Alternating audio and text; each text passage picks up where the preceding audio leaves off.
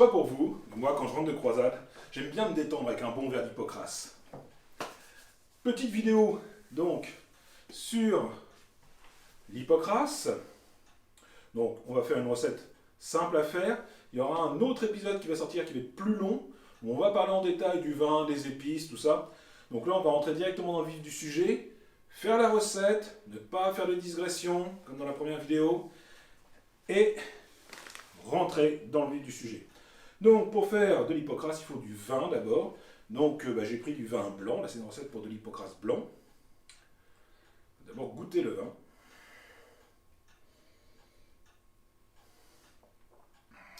Ouais, bon. Faut jamais croire ce qu'ils mettent sur les emballages en fait. C'est censé être rond et fruité. Bon, c'est pas grave, des fruits on va en rajouter. On va commencer par mettre les 4 épices principales, les 4 épices royales, qui sont le gingembre, la cardamome, la cannelle et les clous de girofle.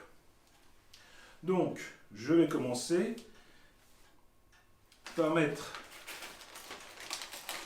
de la cardamome. Je vais en mettre à peu près... je vais en mettre... Là, j'ai l'équivalent de 3 bouteilles en vin. Donc, je vais mettre...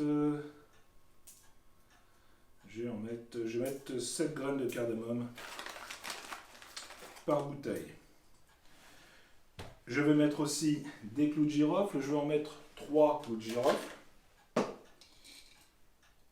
par bouteille, hein, toujours. Donc ça en fait 9. Hop. Voilà. Donc il est bien sûr pas forcément nécessaire de les écraser. Là, de toute façon, je vais juste les concasser grossièrement. Et c'est parti. Donc à l'aide d'un mortier.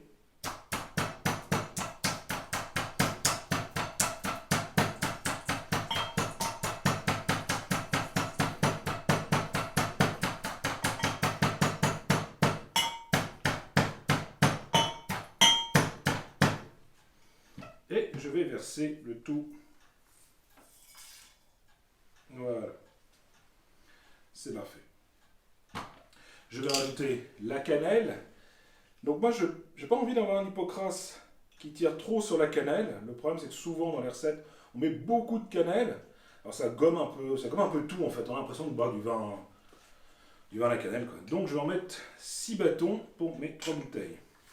Là c'est pareil, je vais mettre du gingembre. J'ai compté à peu près 100 g de gingembre par bouteille. Donc là je vais mettre 300 g de gingembre.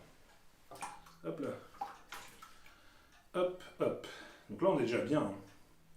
Là en ayant mis ça, déjà on a les 4 épices, on a déjà une bonne base. Maintenant je vais continuer à pimper un peu. Je vais rajouter d'autres éléments. Je vais rajouter une figue.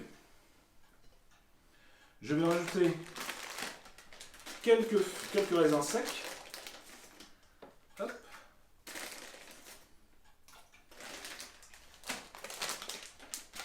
Et je vais rajouter 3 abricots.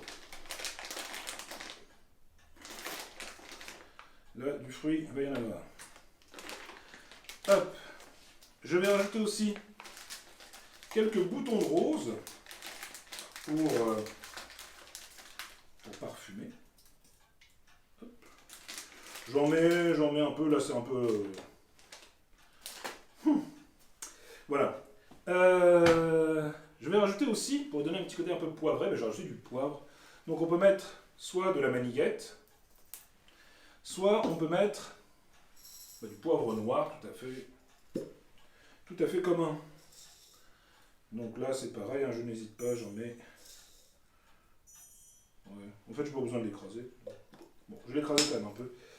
Voilà, j'en ai mis à peu près 7-8 grains.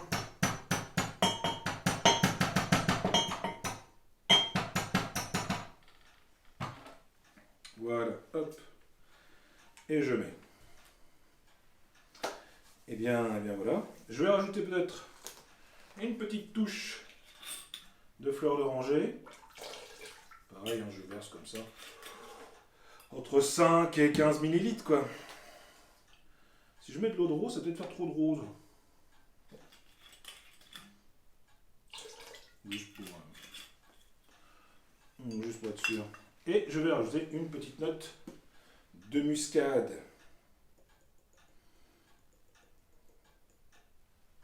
Ah non, mais là, ça fait trop de muscade en fait. Je vais mettre une poignée, une pincée, un peu une poignée de muscade. Hop, j'essaie de faire re-rentrer le truc dans la... Voilà, bon. Eh bien, j'ai plus qu'à rajouter le miel. Donc mon miel, au préalable, je l'ai mis dans de l'eau chaude, de manière à le rendre plus liquide, et pas de le faire chauffer dans une casserole. Voilà. Hop. Oh. Donc je vais le verser. Je vais le mettre. Hop. Tac, tac, tac, tac, tac.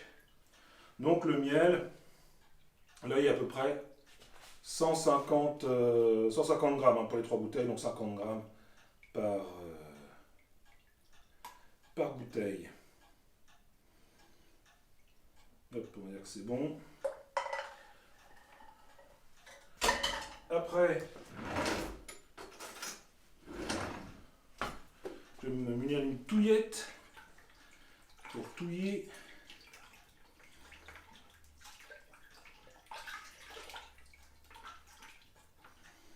Voilà, une fois que le miel est un petit peu chaud, il ne faut pas non plus qu'il soit... Voilà, on ne fait pas cuire non plus. Ça va aller très vite, alors la dissolution du miel se fait quasiment immédiatement. Voilà, bon. Maintenant, je n'ai plus qu'à laisser le temps faire son affaire et attendre alors, entre 24 et 36 heures. Le problème, c'est quand on rajoute des fruits, c'est pas tellement le problème des fruits, plutôt les fleurs ou certaines épices, avoir une tendance à donner de l'astringence.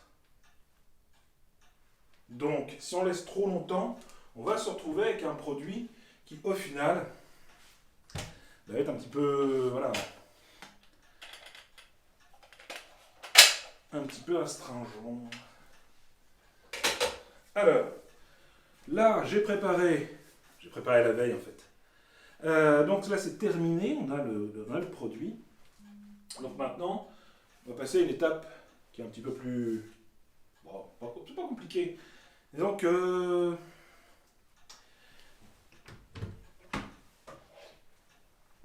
c'est simplement l'étape de filtration, mais les gens qui me connaissent savent des fois que j'oublie de finir les phrases.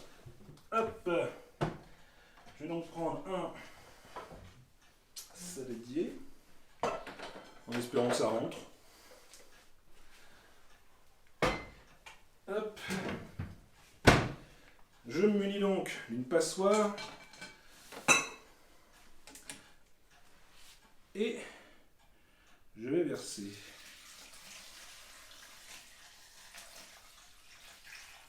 Là, ça va être juste mon affaire.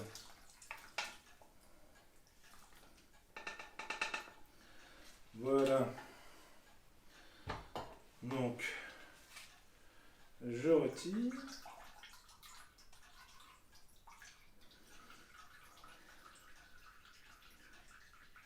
Hop, voilà.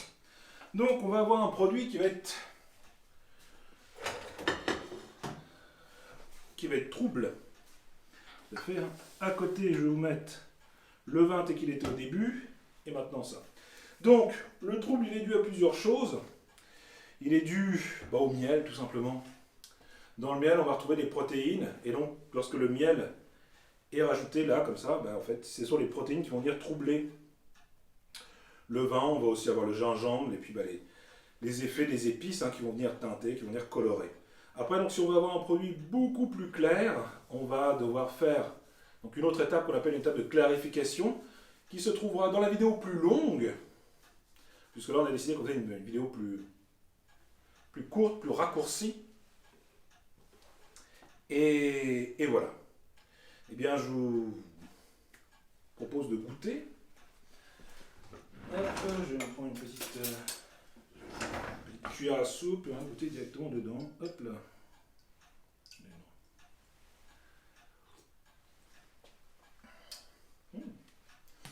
Eh bien, c'est nettement mieux. Voilà, eh bien, je vous remercie. Je vous remercie. N'hésitez pas à vous abonner, à lâcher un pouce bleu Et puis pour la prochaine recette, j'hésite entre l'hydromel, le vin de sauge, la bière. N'hésitez pas à donner votre avis dans les commentaires. Et je vous souhaite une bonne journée.